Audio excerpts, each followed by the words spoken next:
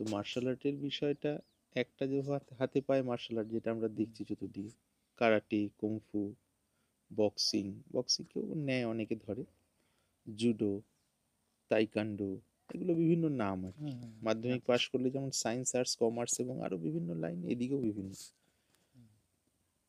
তার একটা হাতে পায়ে অভ্যাস, এবং হাতে পায়ে অভ্যাসের সাথে তাল রেখে মনের অবস্থাটা কিভাবে ধীরে ধীরে গোছানো যায় সেই কৌশল বলা হয় এখানে আর কি। তার সাথে সাথে ব্রহ্মচর্য কিভাবে ধারণ করা যায় শরীরে সেই কৌশল বলা হয়। এগুলো বহু পুরনো প্রণালী আর কি। এবার সেটাকে আয়ত্ত করে ধীরে ধীরে ধীরে ধীরে মানুষ যদি এগুলোকে শেখে, তখন আত্মরক্ষার কৌশল যেমন জানতে পারে, তার সাথে সাথে মনের উপরে নিয়ন্ত্রণ, যে রিপুগুলো মানে কাম, ক্রোধ, লোভ, মোহ, মদ, মাৎসর্য, ষড়রিপু যে এদিক সেদিক টেনে বেড়ায়, ধীরে ধীরে ধীরে ধীরে সেগুলো থেকে মনকে ব্যালেন্স জায়গায় নিয়ে যাওয়া আর কি, ভারসাম্যের জায়গায় নিয়ে যাওয়া চেষ্টা সাপেক্ষ আর কি।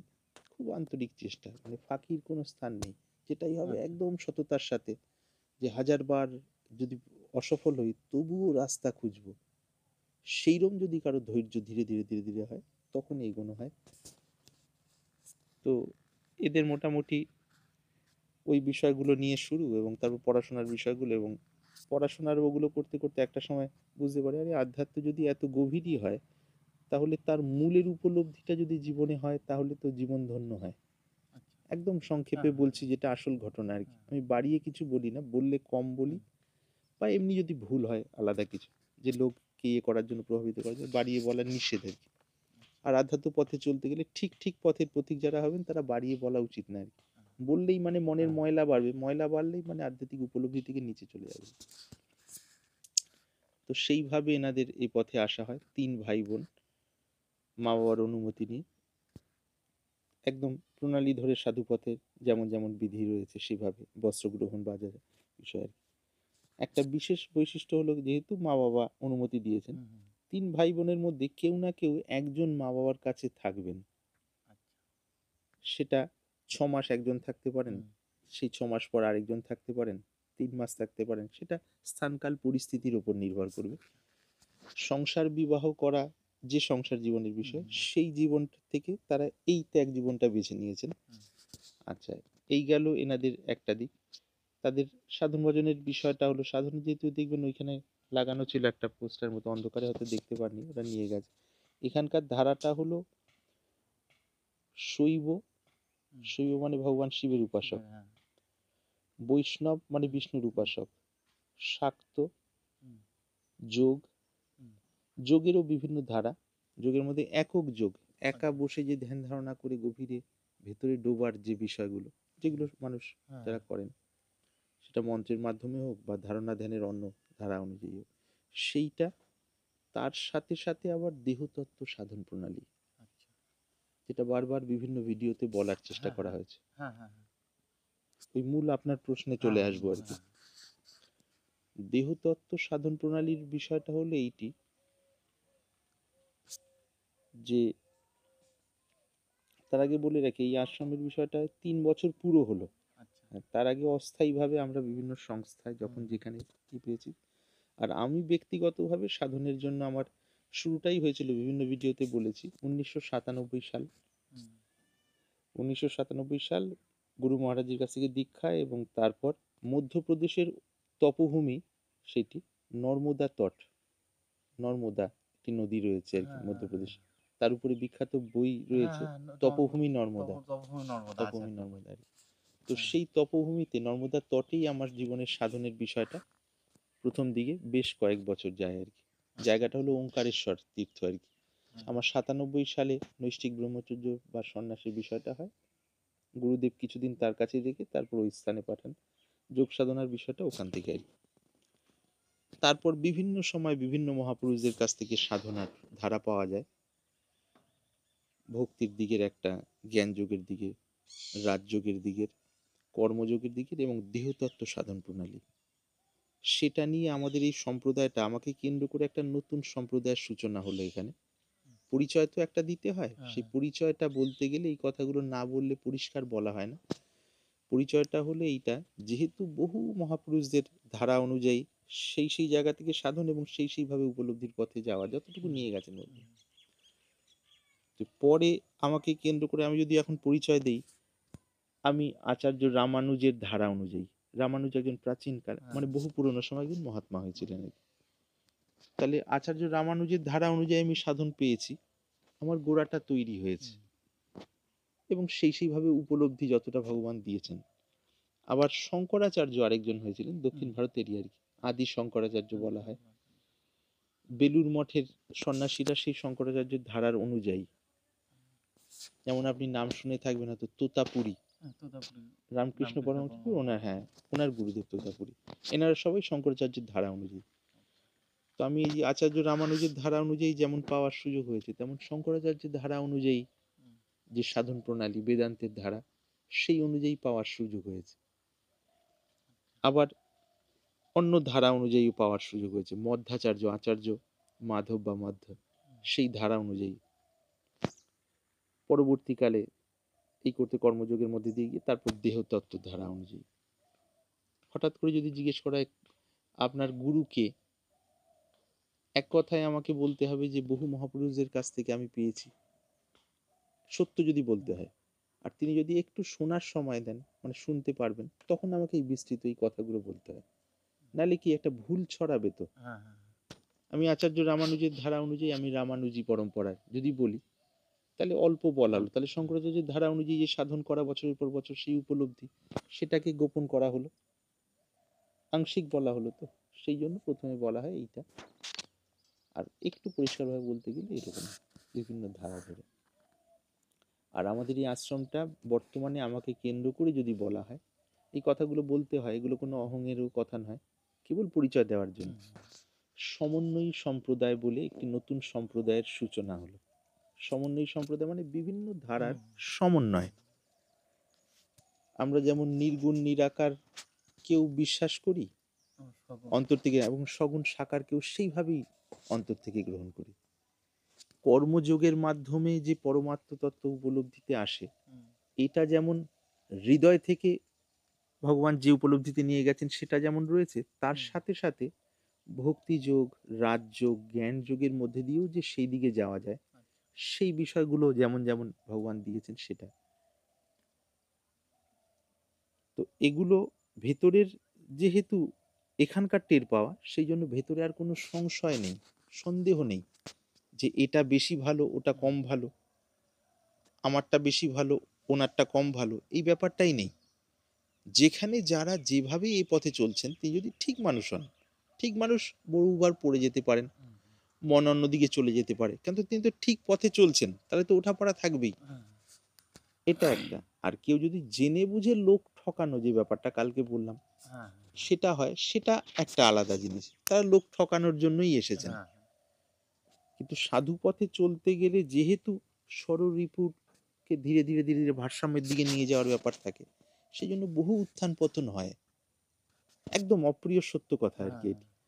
আর যদি কোনো সাধক বলেন যে তার উত্থান পতন হয়নি, তাহলে বুঝতে হবে হয়তো সেটা সত্য কথা নয়, অথবা আলাদা কিছু রহস্য রয়েছে।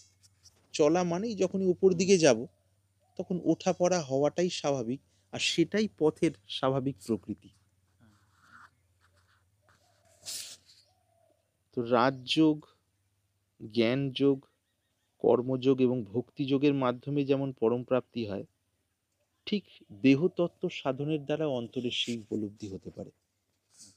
দেহতত্ত্ব সাধনের মূল কথাটি হলো এটি, যে কাম শক্তি বা যৌন শক্তিকে কাজে লাগিয়ে আমরা বংশ পরম্পরাকে এগিয়ে নিয়ে যাই, সেভাবেই তো জন্ম আমাদের সবারই, মাতা পিতার শরীর থেকে এবার আমাদের জন্ম, এইভাবে চলে সংসার।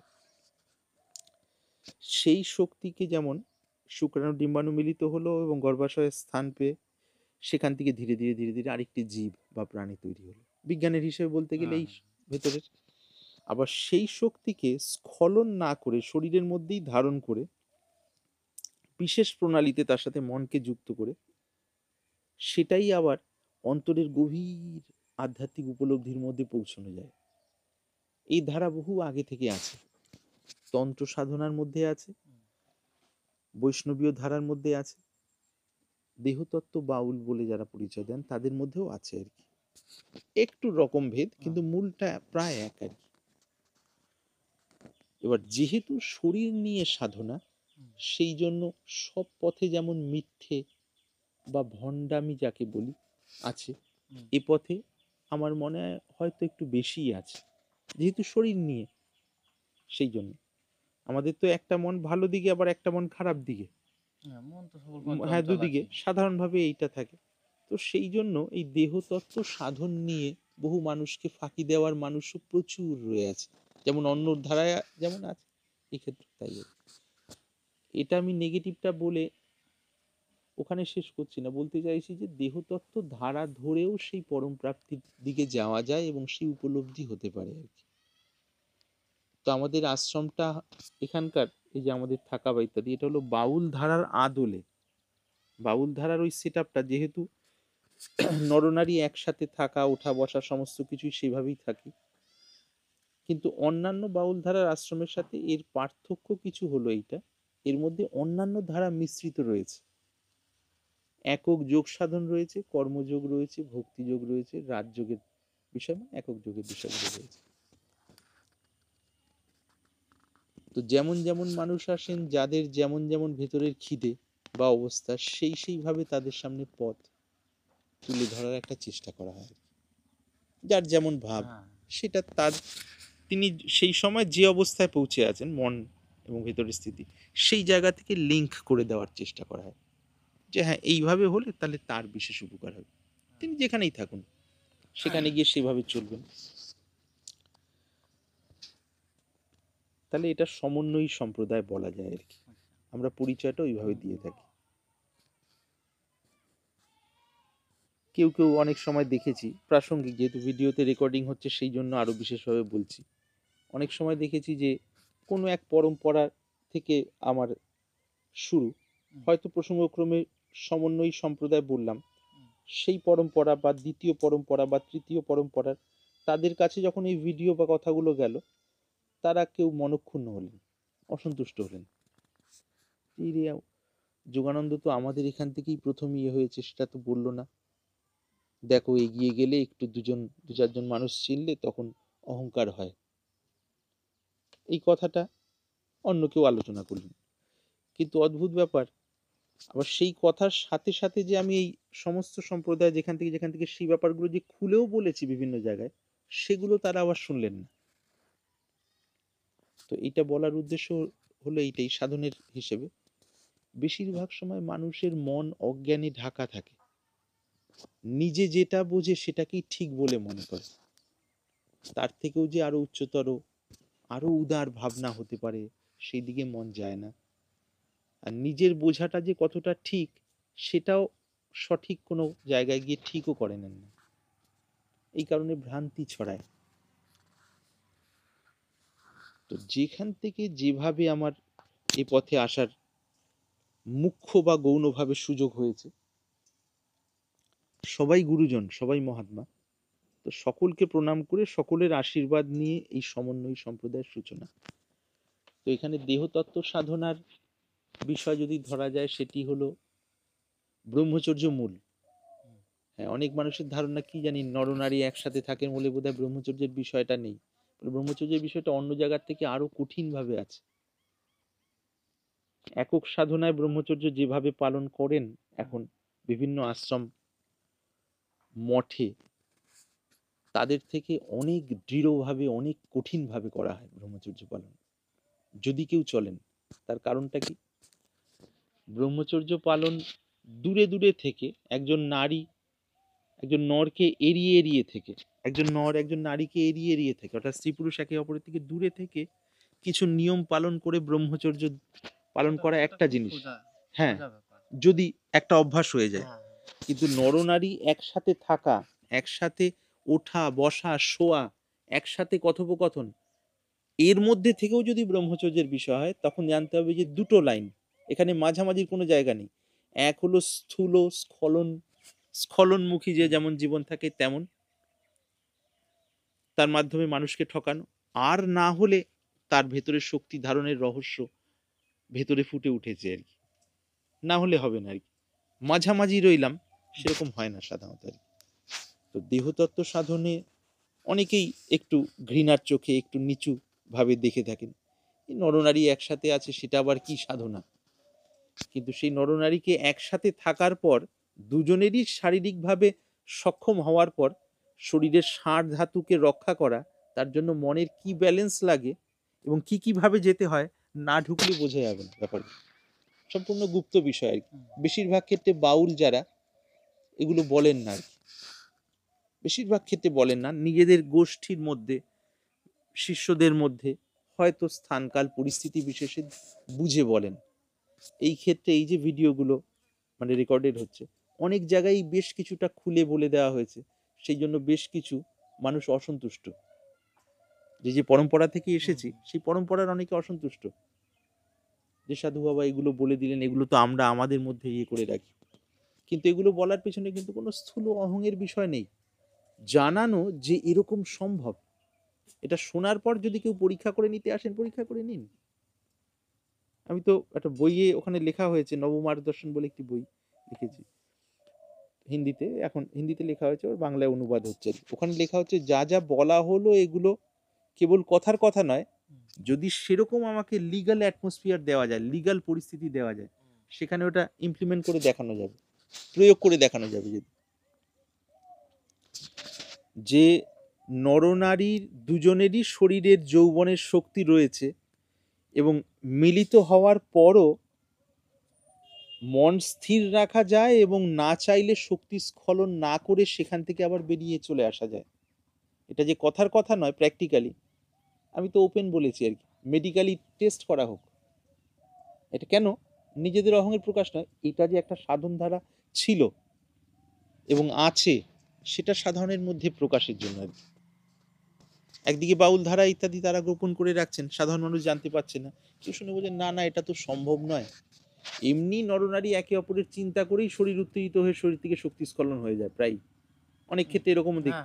এবার সেখানে নরনারী একত্রিত হওয়া, দেহ মিলনের মধ্যে থাকা এবং মনকে এমন উঁচু স্তরে নিয়ে যাওয়া, শরীরকে সেভাবে সংযত রাখা, ইন্দ্রিয়কে, না চাইলে এক বিন্দু শক্তি স্খলন হবে না, যদি তারা মেডিকেলি সুস্থ থাকেন, থাকা সত্ত্বেও। তো এটা যারা অসম্ভব বলেন, বিশেষ করে তাদের জানানোর জন্য যে এটা সম্ভব, সেই কারণেই বিশেষভাবে খোলাখুলি বলা আর কি। কোনো পরম্পরাকে আঘাত করার জন্য নয়, আর নিজ অহং প্রকাশের জন্য তো নয়ই কোনোভাবেই। এই হলো মূল বিষয়। আর ব্রহ্মচর্যের সার কথা হলো, একক ব্রহ্মচর্য হচ্ছে নিজের তরফ থেকে এমন কোনো ক্রিয়া বা ভাবনা না করা বা না রাখা, ক্রিয়া মানে কোনো কাজকর্ম বা ভাবনা চিন্তা না করা, যার দ্বারা শরীর উত্তেজিত হয় এবং শরীর থেকে শক্তি স্খলন হয়। এখন মোবাইলে পর্নোগ্রাফির মাধ্যমে এই বিষয়গুলো প্রায়ই দেখছি, গড় যেটা বলছি, ব্যতিক্রমী মানুষ সবেতেই আছেন। তো এমন কিছু না করা যার দ্বারা শরীর উত্তেজিত হয়ে শরীর থেকে শক্তি স্খলিত হয়। কেবল পুরুষরা নন, মহিলারাও এর মধ্যে অনেকেই যুক্ত আছেন, দেখেছি। এইরকম যারা যুক্ত ছিলেন, হয়তো হাতে গোনা এক আধজন, তাদের সাথেও যোগাযোগ হয়েছে, পরবর্তীকালে তারা ওখান থেকে বেরিয়ে আসার চেষ্টা করে কিছু কিছু সফলতার দিকে গেছেন, ব্যক্তিগতভাবে পরিচয় যাদের সাথে জানি। এই গেল ব্রহ্মচর্যের সার কথা সরলভাবে আর কি, যে কোনো না কোনোভাবে শরীরের সার ধাতু রক্ষা করা। এটা গেল এক। দ্বিতীয় ব্রহ্মচর্যের বিষয়টা হলো যুগল ব্রহ্মচর্য। স্বামী স্ত্রী যদি সংসারে থাকছেন, তখন দেহ মিলনটা স্বাভাবিক, সংসারের নিয়ম, সাধারণ নিয়ম অনুযায়ী। ঋষিগণ বলে গেছেন দেহ মিলনের জন্য নির্দিষ্ট সময় দিয়ে গেছেন, যে মাসে খুব ভালো হয় একবার, যদি না পারেন দুবার, যদি না পারেন তিনবার, যদি না পারেন চারবার। চারবার যদি দেহ মিলনের বিষয় থাকে শাস্ত্রীয় হিসাবে, তাহলে সেটা সপ্তাহে একবার করে দাঁড়াচ্ছে। মাসে চারবার হলে সপ্তাহে একবার, সাধারণভাবে বলা আছে।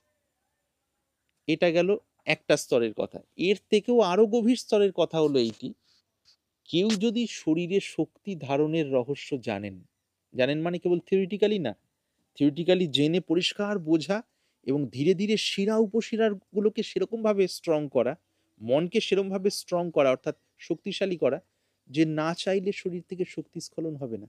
অথচ শরীরের বিন্দুমাত্র ক্ষতিও হবে না ডাক্তারি হিসেবে। এটা হলো বৈশিষ্ট্য আর কি। এটাকে বলা হয়েছে শৃঙ্গার সাধন, কেউ কেউ দেহতত্ত্ব সাধনও বলে থাকেন, কোনো কোনো জায়গায় রাগ মার্গের ভজন বলা হয় বৈষ্ণবদের মধ্যে। রাগ মানে অনুরাগ, অন্তরের ভালোবাসা আর কি। মানে মনটাকে এত উচ্চ স্তরে যাবে, মন ওই নিচের দিকে নামবেই না আর কি, হৃদয়ের ভালোবাসার, কিন্তু তার ক্রিয়া প্রক্রিয়া আছে। আর এই ক্ষেত্রে যুগল আর কি, সংসার জীবন হলে স্বামী স্ত্রী, আর গৃহত্যাগ করে যদি সন্ন্যাস জীবন হয়, ত্যাগ জীবন হয়, সাধক এবং সাধিকা বা সাধন সঙ্গী এবং সাধন সঙ্গিনী, গুরুর কাছ থেকে প্রণালী ধরে সেই সাধন পেতে হয়। যেমন দীক্ষা পেতে হয় মন্ত্র, ঠিক এই সাধনও প্রণালী ধরে পেতে হয়। এটা যুগল ধারা অনুযায়ী বলছি। তখন কি না চাইলে আর শক্তি স্খলন না করেও দেহ মিলনের মধ্যে থাকা যায়, এবং কেবল থাকা নয়, আরো গভীরে গেলে তার মাধ্যমে অলৌকিক ভেতরের শান্তির রাজ্য খুলে যায় দুজনেরই আর কি, দেখা গেছে এটা। এবার ব্রহ্মচর্য কোন স্তরের আমি পালন করতে চাইছি, মানে যে মানুষ চাইছেন তার উপরে এবার মোটামুটি বলা হবে যে এইটি আপনার জন্য ভালো, এইটি না হলেও চলবে। একা একা মানে ওইটা, যে কোনো না কোনো ভাবে মনকে উত্তেজিত না হতে দেওয়া, যাতে শক্তি স্খলন হয়। রাত্রে খাবারটা একটু হালকা করে করা, জেনে বুঝে মনে খারাপ চিন্তা না করা, সর্বদা মনের মধ্যে ভগবানের নাম স্মরণ করতে থাকা, খারাপ দিকে মন গেলে, চোখ গেলে সেখান থেকে মনকে সততার সাথে, নিজের প্রতি নিজে সৎ রইলাম, অন্য লোক দেখানোর জন্য নয়, সততার সাথে মনকে নিয়ন্ত্রণ করে আবার ঠিক দিকে নিয়ে আসা, ভগবানের নামের দিকে, যদি ইষ্ট নাম থাকে সেদিকে নিয়ে আসা। এইটা হলো একক ব্রহ্মচর্যের চেষ্টা আর কি। মনের দিকে চেষ্টা, খাওয়ারের দিকে যতটা সংযতভাবে, যতটা রাজসিক তামসিক আহার থেকে ইয়ে করা যায় তত ভালো শরীরের পক্ষে, মনের পক্ষে। আর মন্ত্র জপ করতে করতে করতে করতে মনটা যত শুদ্ধ হতে থাকবে, মনের চঞ্চলতার কারণে যে ব্রহ্মচর্য স্খলনের যে ব্যাপার প্রায়ই হয়, সেইটা আস্তে আস্তে কমে যাবে। অনেক সময় মনের ধারণা হতে পারে কি জানি, হয়তো যতদিন মন থাকবে এগুলো তো থাকবেই, তাহলে বোধহয় ব্রহ্মচর্য রক্ষা করা মুশকিল বা প্রায় সম্ভব নয়। এটা নয়, যখনই আমরা আহারটাকে নিয়ন্ত্রণে করে আনবো আর তার সাথে সাথে মনটা ক্রমশ শুদ্ধ হতে থাকবে, তখন ধীরে ধীরে নিয়ন্ত্রণ হতে থাকে। তার কারণ ভেতরে আনন্দ পাওয়া যাবে তো, সূক্ষ্ম আনন্দ যখন পাওয়া যাবে, তখন ওই স্থূল আনন্দ, স্খলনের মাধ্যমে যে আনন্দ পাওয়ার টেন্ডেন্সিটা পরিবর্তন হয়ে যাবে, প্রবণতা ক্রমশ, যে হঠাৎ করে একদিন জাদুর মতো হয়ে গেল তা না, ধীরে ধীরে ধীরে মাসের পর মাস, বছর, এইভাবে। আর যারা যুগল সাধনের রহস্য জেনেছেন বা সেভাবে চলেন বা চলবেন, তাদের জন্য এগুলো তো আছেই, তারপরে আরো গভীরভাবে আর কি। ওখানে তো দেহ মিলনের বিষয় থাকছে, দেহ মিলনের বিষয় থাকলে তাহলে তখন নরনারী উভয়কেই সেই রহস্যগুলো জানতে হবে। কিছু যোগের ক্রিয়া রয়েছে, বায়ু প্রধান মূলত ক্রিয়াগুলো। যারা সাংসারিক মানুষ, স্বামী স্ত্রী, স্ত্রী হয়তো এইসব এতটা আধ্যাত্মিক বিষয়ে যাওয়ার ইচ্ছাও নেই, স্বামীর আছে, হ্যাঁ, এইবার স্বামীর যদি ইচ্ছা থাকে যে যোগের মাধ্যমে যে বীর্য ধারণের বা এদিকে তার অপোজিটে যে আছে সে সে মহিলা, তার তো সেই জায়গাটা নেই, তাহলে সেই ক্ষেত্রে কিভাবে এগোবে? হ্যাঁ, সেই ক্ষেত্রে তাহলে বুঝতে হবে হলো এইটি, যে দেহ মিলন হচ্ছে, কিন্তু যিনি সহধর্মিণী রয়েছেন অর্থাৎ স্ত্রী, তার তেমন ইচ্ছে নেই, ইচ্ছে নেই মানে এগুলোতে গভীরভাবে ঢোকার আর কি। হ্যাঁ, তখন সেই ক্ষেত্রে স্বামীকে যতদূর সম্ভব নিজের শরীরকে রক্ষা করার জন্য ওই কৌশলগুলো তখন শিখতে হয় আর কি। অর্থাৎ শক্তি কিভাবে ধারণ করা যায়, কিছু কিছু যোগের ক্রিয়া রয়েছে, সেই কিছু যোগের ক্রিয়া রয়েছে সেগুলো সাহায্য করে, মূলটাই হলো মনের, তারপর যোগের ক্রিয়াগুলো। এইভাবে বেশ খানিকটা ব্রহ্মচর্য রক্ষা করার সাধারণের থেকে অনেকটা ভালোভাবে করা যেতে পারে। সবচেয়ে ভালো দুজনে যদি সহমত হন, তাহলে তো আর প্রশ্নই নেই। একজনে যখন সহমত নন, একজনই ওদিকে লাগবেন, তাকে তাহলে বিশেষভাবে কিছু জিনিস শেখার, বোঝার এবং পালন করার আছে। তাহলে যে অবস্থায় তিনি আছেন তার থেকে আরো ভালো অবস্থায় যেতে পারেন নিঃসন্দেহে আর কি। এইটি আর কি। একক ব্রহ্মচর্যের বিষয়টা ভালো করে তখন বারবার যে দেহ মিলনের একটা প্রবৃত্তি, যদি সম্ভব হয় সেই বিষয়টাকে একটু আলগা করা আর কি। এবং আলগা করলে যদি স্ত্রী ব্যভিচারিণী হতে পারেন সম্ভাবনা থাকে, তাহলে সেটা বুঝে সেখানে ভারসাম্য রাখা। যদি দেখেন না স্ত্রীর মন সাংসারিক এমনি খাওয়া দাওয়া চলাফেরা সন্তান ইত্যাদি নিয়ে মোটামুটি মগ্ন আছেন, অন্য কোনো স্থূল দিকে যাওয়ার সম্ভাবনা নেই, তাহলে খুব কৌশলে ধীরে ধীরে ধীরে ধীরে দেহ মিলনের বিষয়টাকে আস্তে আস্তে আস্তে আস্তে কম করা হয় যেতে পারে। কথার কথা ধরে নিলাম 15 দিনে বেশ কয়েকবার দেহ মিলনের বিষয় যদি থাকতো, সেটাকে একটু কমালাম একটু কমালাম। শুধু কমালে তো হবে না, এদিকে আবার নিজেকে নিজের জব ধ্যান করে ভেতরের আনন্দটা তো বাড়াতে হবে। হ্যাঁ, এই আনন্দটা বাড়লে তবে আমি কমানোর ক্ষমতা আসবে। একটা জায়গায় তো মনকে ডুবতে হবে। হুম, সেইভাবে ধীরে ধীরে ধীরে ধীরে করে মানে ও থেকে বেরিয়ে আসার বিষয় থাকে আর কি। তারপর কখনো সখনো দেহ মিলন, সেক্ষেত্রেও যদি যোগের সামান্য সামান্য বিষয়গুলো একটু ধারণের রহস্য যতটুকু জানেন, হুম। তাহলে সেই তুলনায় বেশ খানিকটা অন্য মানুষের থেকে ভালো থাকতে পারেন শারীরিক মানসিকভাবে আর কি।